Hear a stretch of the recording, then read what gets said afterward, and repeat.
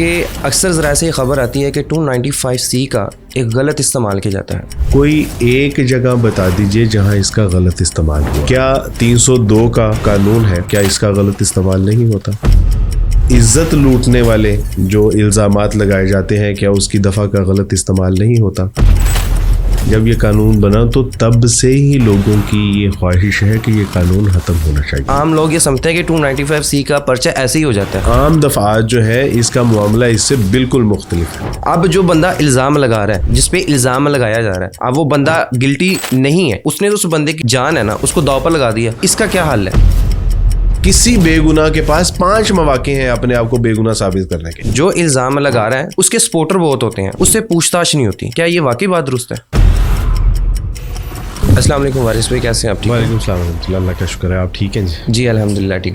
وارث بھائی, ایک بہت اہم سوال ہے کہ اکثر ذرائع سے یہ خبر آتی ہے کہ 295C کا ایک غلط استعمال کیا جاتا ہے. اگر کسی کو پھنسانا ہو تو 295C کا الزام لگا کر اس کو پھنسا دیا جاتا ہے, اور اب کچھ ذرائع تو یہ کہہ رہے ہیں کہ اس قانون کو ختم ہو جانا چاہیے.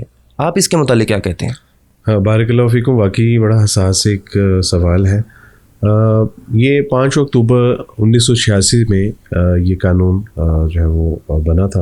295A موجود تھا, B اور C پھر بعد میں, یعنی B جو ہے یہ قرآن مجید کے لیے ہے اور C جو ہے یہ ناموس رسالت کے لیے ہے. جی. یہ 1986 میں جب یہ قانون بنا تو تب سے ہی لوگوں کی یہ خواہش ہے کہ یہ قانون ختم ہونا چاہیے.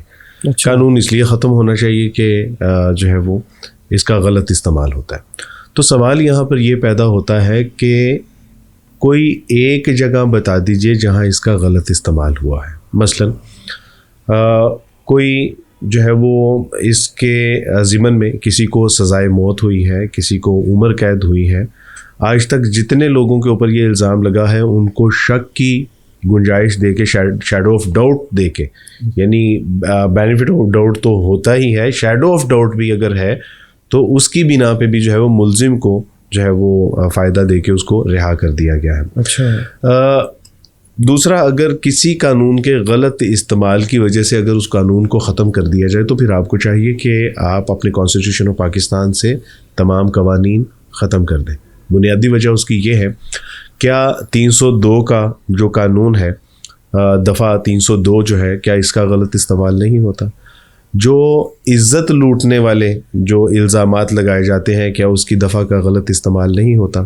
اکثر ہم دیکھتے ہیں کہ لڑائی ہوتی ہے, خواتین کپڑے پھاڑتی ہیں اور کہتی ہیں کہ جی میری عزت, اور اس کی پاداش میں اس کو جو ہے وہ ان کو سزائیں بھی ہوتی ہیں. چوری کے الزامات نہیں لگائے جاتے. اس کے علاوہ 30 ایسے جو ہے وہ دفعات ہیں قوانین کی کہ جس کا غلط استعمال ہوتا ہے. تو حل کیا ہے؟ اس قانون کو ختم کر دیا جائے, یا حل یہ ہے کہ اس کی بہت صاف اور شفاف انویسٹیگیشن ہو اور اس قانون کی امپلیمنٹیشن ہو. تو وارث بھائی, اس کے متعلق عام لوگ یہ سمجھتے ہیں کہ 295C کا پرچہ ایسے ہی ہو جاتا ہے. ایسے نہیں ہوتا. یہی تو بتانے والی بات ہے کہ عام دفعات جو ہے اس کا معاملہ اس سے بالکل مختلف ہے. یعنی اگر فرض کریں کہ 295C کو ختم کر دیا جائے تو 295C کو ختم کرنے کا نتیجہ یہ نکلے گا کہ لوگ قانون کو اپنے ہاتھ میں لینا شروع کر دیں گے. اگر کسی کے اوپر, ظاہر ہے کہ قانون ہی نہیں ہے, لوگوں کو ہوگا کہ ہم اگر پولیس کو انفارم کریں گے, ایجنسیوں کو انفارم کریں گے, اس کے اوپر کوئی قانون ہی نہیں ہے, اس کے اوپر عملداری نہیں ہے, اس کے اوپر کوئی سزا ہی نہیں ہے, تو لوگ تو اللہ اور اس کے رسول صلی اللہ علیہ وسلم کی توہین کو برداشت نہیں کریں گے. وہ وہیں پہ جو ہے وہ اس کا جو ہے وہ اپنا کام تمام کریں گے, اور اس طرح معاشرے میں جو ہے وہ بد امنی پیدا ہوگی, بے سکونی پیدا ہوگی اور قتل و غارت پیدا ہوگی, جو کہ ہم تو بالکل اس کے متحمل نہیں ہیں اور نہ ہم اس کے حامی ہیں. ہم تو چاہتے ہیں کہ قانون کی بالادستی ہو. اب دیکھیے کہ اگر کسی کے اوپر توہین مذہب کا قانون یا توہین رسالت کا جو ہے وہ الزام لگایا جاتا ہے تو اس کے پاس کتنے مواقع ہیں اپنے آپ کو بے گناہ ثابت کرنے کے. پہلا موقع یہ ہے کہ جب ایک انفارمر جو ہوتا ہے وہ پولیس اسٹیشن میں انفارم کرتا ہے کہ جی فلاں شخص نے جو ہے وہ توہین رسالت کی ہے, اس کی بات کے اوپر یقین نہیں کیا جاتا. اچھا. بلکہ اس کے جو شواہد ہیں اور اس کی جو اپنا رپورٹ ہے اس کو انویسٹیگیشن میں FIA میں انویسٹیگیشن کے لیے بھیجا جاتا ہے. سب سے پہلے FIA اس کی انویسٹیگیشن کرتی ہے. انویسٹیگیشن کرنے کے بعد اگر وہ بات سچ ہے تو وہ اپنی طرف سے استغاثہ بنا کے ایک رپورٹ تیار کر کے پولیس اسٹیشن کو بھیجیں کہ ہاں یہ واقعہ درست ہے, اور اگر وہ بات درست نہیں ہے تو وہ رپورٹ بنا کر بھیجیں گے کہ یہ معاملہ فیک ہے. سب سے پہلے تو اس کو اپنے آپ کو بے گناہ ثابت کرنے کی پہلی جو ہے وہ یہاں پہ پوزیشن کلیئر کرنے کے لیے ایک اس کے پاس موقع ہے. دوسری بات, اگر اس کے بعد اس کے خلاف FIR ہو جاتی ہے FIA انویسٹیگیشن کے اوپر, تو ملزم سمجھتا ہے کہ یہ انویسٹیگیشن درست نہیں ہے تو وہ ری انویسٹیگیشن کی اپیل کر سکتا ہے. وہ کہہ سکتا ہے کہ جی انویسٹیگیشن فیک ہے, یہ حقائق پر مبنی نہیں ہے. وہ JIT بنوا سکتا ہے, جوائنٹ جو ہے وہ اس پہ انویسٹیگیشن ہو سکتی ہے. آپ دیکھیں اس کے پاس یہ ایک موقع ہے. پھر اگر اس کے اوپر FIR ہو جاتی ہے, پرچہ درج ہو جاتا ہے, تو وہ سیشن کورٹ میں اپنے آپ کو بے گناہ ثابت کر سکتا ہے. اس کو اس کیس فائل دی جاتی ہے.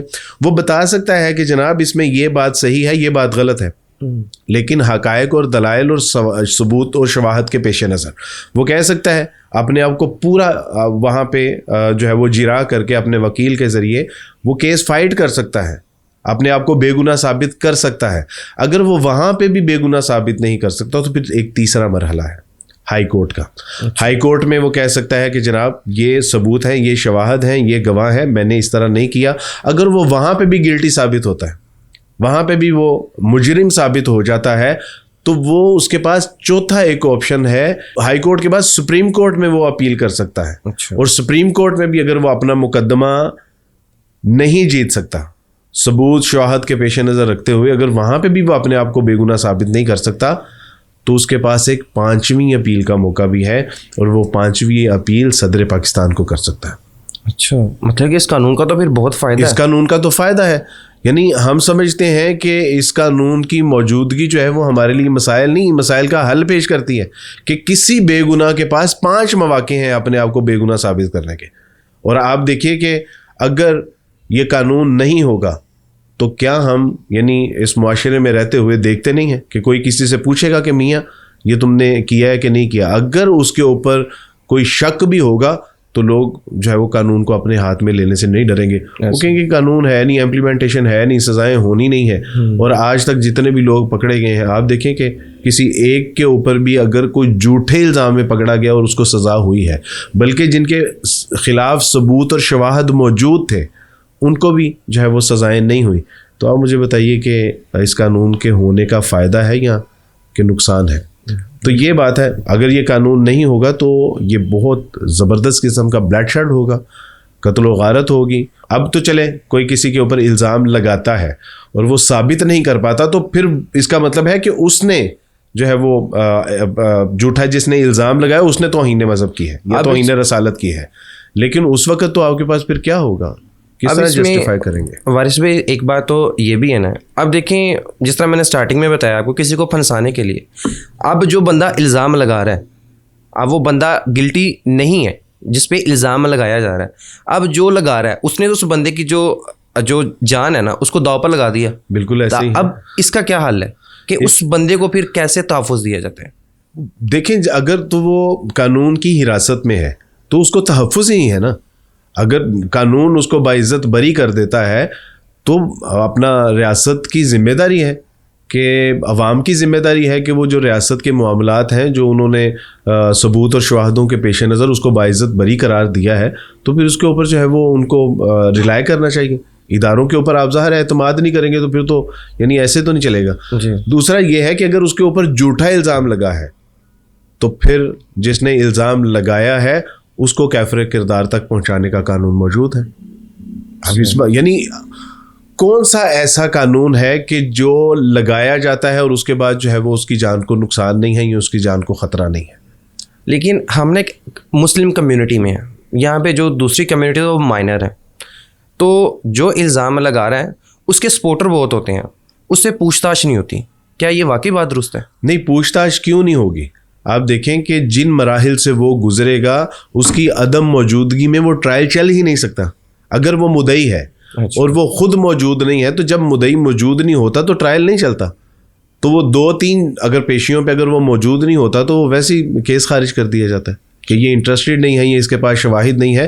تو جہاں جہاں پہ ٹرائل چلے گا وہ موجود ہوگا, اور اگر وہ اس کے جھوٹے لگائے ہوئے الزامات ثابت نہیں ہوتے تو وہ سزا کا مستحق ہے. جو مدعی ہے, مدعی کیفر کردار تک پھر پہنچایا جائے گا, جبکہ دوسرے جو الزامات ہیں, دوسرے جو قانون ہیں, اس میں ایسی کوئی سزائیں نہیں.